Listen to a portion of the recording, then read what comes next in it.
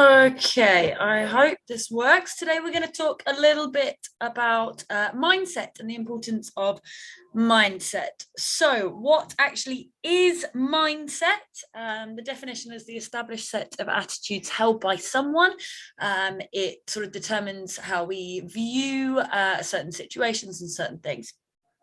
In relation to health and fitness, our mindset can determine how likely we are to achieve our goals. If you truly don't believe that you can change, you will find it really difficult to do so. I really like this quote by Henry Ford: whether you think you can or you think you can't, you're right. If you believe you're going to fail, you will. Or if you believe that you can't do something, then you probably won't do that. But if you believe you can change and you can believe you can succeed, then you are most likely to do so. So there's two sort of different types of mindset. We've got a fixed mindset and a growth mindset. So a fixed mindset means that you believe intelligence, talent, and other qualities are innate and unchangeable. So they are just who we are. We can't change that about ourselves. By contrast, a growth mindset means that you believe intelligence and talent can be developed with practice and effort. Not surprisingly, your mindset sort of plays a major role in your motivation, your resilience, and your achievement. So this sort of little illustration here with the two faces nicely shows you sort of the difference between the two. So somebody with a growth mindset might understand failure as an inevitable part of the learning process. It's an opportunity to reflect, to learn, and to persevere. Whereas somebody with a fixed mindset is more likely to give up as soon as they fail, or to avoid challenges altogether due to the possibility of failure. Because for them, the important thing is to look talented at all costs. So they either hide or run from their failures, whereas people with a growth mindset want to learn, and learn. Somebody with a growth mindset is more likely to accept constructive criticism and learn for it, versus somebody with a fixed mindset is likely to ignore feedback or become defensive because they see that as sort of a personal attack, because who they are is who they are and they don't think they can change it. So if somebody criticizes them, then that is a personal attack on them and their personality, versus that growth mindset that it's an opportunity to reflect on themselves. And an opportunity to grow and to learn. Somebody with a growth mindset will likely find inspiration from other people and learn from them, in comparison to feeling jealousy or threatened by someone. Somebody with a fixed mindset most likely believes that they can't emanate the success of this person because they can't change who they are. So a person with a fixed mindset might see someone successful, and because they believe that intelligence and success are fixed, they will compare themselves to them negatively. For example, they might say, I will never be like that. That's just not who I am. But a person with a growth mindset will believe that intelligence and talent can be improved. So that person that they are looking at practiced and worked to get where they are, and there are things that we can learn from them.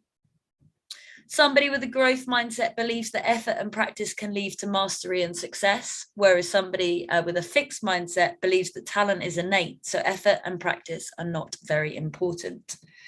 And a fixed mindset is limiting, but a growth mindset, well, leads to growth.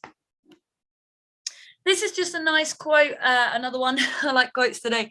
Temporary failure only becomes permanent if you decide it to be so. So as we said, somebody with a growth mindset sees failure as an inevitable part of the learning process and an opportunity to learn and to continue trying. Whereas somebody with a fixed mindset might fail and then not want to try again because they don't believe that they can ever be successful if they've already failed. Why does it matter, especially in terms of health and fitness? If you believe things about yourself, such as these phrases here, it's hard for me to lose weight. I'm no good at numbers. I'm not a natural athlete. I'm not creative. I'm a procrastinator.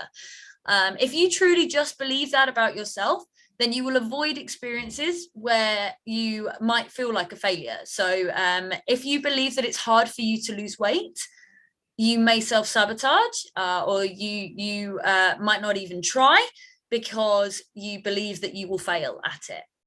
So as a result, you don't learn as much and it's hard to get better. And these beliefs are self-limiting. Whereas a growth mindset is more likely to lead to increased motivation, improved performance. It reduces the risk of stress, anxiety, and depression. It improves your self-esteem, increases your resilience, increases your ability to cope with change. This is all based on research, most notably by somebody called Carol Dweck. All of her research is really pioneering in this field and has shown all of these effects of a growth mindset. When was the last time you learned a new skill or saw success in an area of your life? Ask yourself, was it challenging? Probably was, right? But how did it feel? It probably felt good. It was difficult, but it felt good. To succeed, we need to get outside of our comfort zone. And this is really difficult if you have that fixed mindset because you believe you're going to fail. So why would you put yourself in the situation in the first place? Whereas a growth mindset means that you're more likely to take on those opportunities and challenges, which ultimately is how we grow. That's why it's called a growth mindset. So which are you? Which mindset do you think you have? It may be worth asking yourself these questions and reflecting on them. You might want to make a note of them and sit down one evening and really reflect on these. Maybe write down your answers as sort of a journaling practice. So think about how you respond when things don't go to plan or you don't perform as well as you hoped. Do you get defensive when offered criticism? Do you easily get jealous or threatened by others? Or do you consider how they achieve the success and ask what you could learn from them? Do you take on potentially challenging opportunities or do you stick to tasks and opportunities that are easy for you? When was the last time you challenged yourself? Most people tend to fall into one or the other, either that fixed mindset or the growth mindset, but you can be a bit of both. Some people are a combination. If you find that you do have a fixed mindset, it might be helpful to reflect on why this might be. That's sort of forcing a growth mindset there because you're doing what somebody with a growth mindset would do to understand why you have a fixed mindset. It's sort of a first step. The good news is that our brains are plastic. Our brains can be remolded as new neural pathways form. It's known as neuroplasticity. So we are capable of changing our mindset and developing that growth mindset and ultimately seeing the success that this is most likely to lead to. So how do we do that? Be curious. I love this word curious. And this is a really big skill to develop. Reflect on your experiences. If something went well, why? If something didn't go so well, ask why. Every experience is an opportunity to reflect and to learn and be curious about it.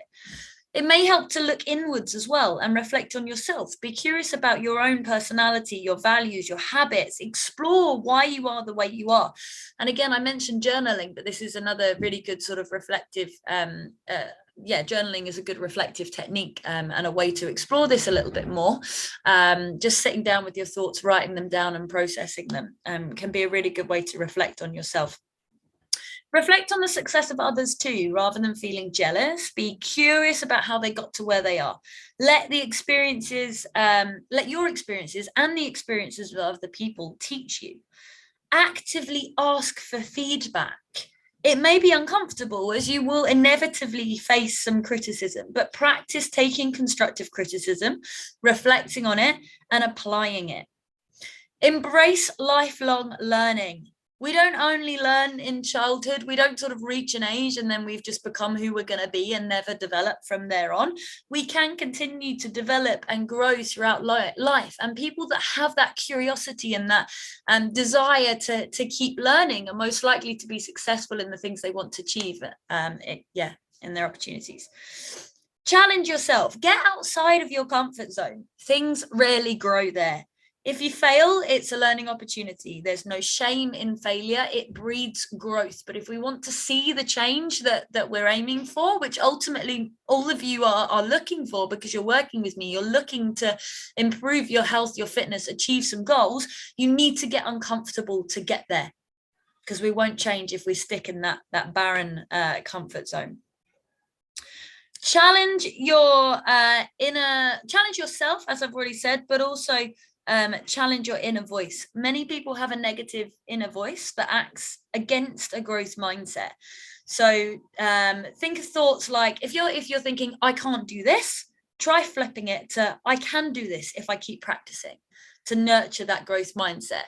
And this page just shows you a few more examples. I got this from mindsethealth.com, but a few examples of challenging that negative self-talk. If you think, I'm finding something hard because I'm stupid, I'm not naturally good at this sort of thing, I'm just not this kind of person, instead try flipping that to, this is difficult because I'm still developing my skills in this area. If you think that you're not a maths person or you're not a runner, but you'd like to be, maybe think, I'm not a runner yet. I just need to keep working at it, and think about what a runner would do in their day-to-day life and emanate it. When you're struggling with something, it doesn't mean you're a failure. It means that you're learning. And if you think, I didn't do great, but I tried my best, what's the point in trying again? Switch that to, I didn't do great, but I don't have to get it perfect every time. I need to grow my understanding step by step and keep practicing, and I'll do better. All right, that's pretty much it. If you have any questions, please feel free, stick them in the chat or privately message me. But just, I mentioned her name already, but Carol Dweck really is the sort of pioneering researcher in this field.